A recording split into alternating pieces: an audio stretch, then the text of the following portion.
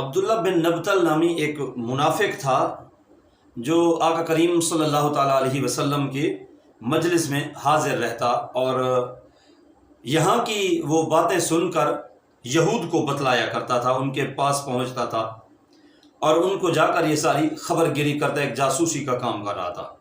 ایک روز آقا کریم صلی اللہ تعالیٰ علیہ وسلم اپنے دولت سرائے اقدس میں تشریف فرما تھے۔ آقا کریم صلی اللہ تعالیٰ علیہ وسلم نے فرمایا کہ اس وقت ایک آدمی آئے گا جس کا دل نہایت سخت اور وہ شیطان کی آنکھوں سے دیکھتا ہے۔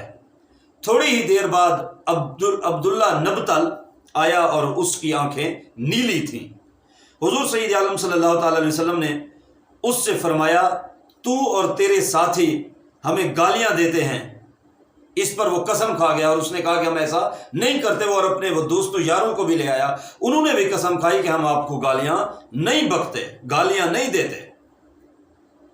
اس پر یہ آیت کریمہ نازل ہوئی، أَلَمْ تَرَ إِلَى الَّذِينَ تَوَلَّوْا قَوْمًا غَضِبَ اللَّهُ عَلَيْهِمْ مَا هُمْ مِنْكُمْ وَلَا مِنْهُمْ وَيَحْلِفُونَ عَلَى الْكَذِبِ وَهُمْ يَعْلَمُونَ۔ یہ 28واں پارہ ہے اور سورہ مجادلہ۔ ترجمہ کنز الایمان، کیا تم نے انہیں نہ دیکھا جو ایسوں کے دوست ہوئے جن پر اللہ کا غضب ہے، وہ نہ تم میں سے نہ ان میں سے وہ دانستہ جھوٹی قسم کھائے۔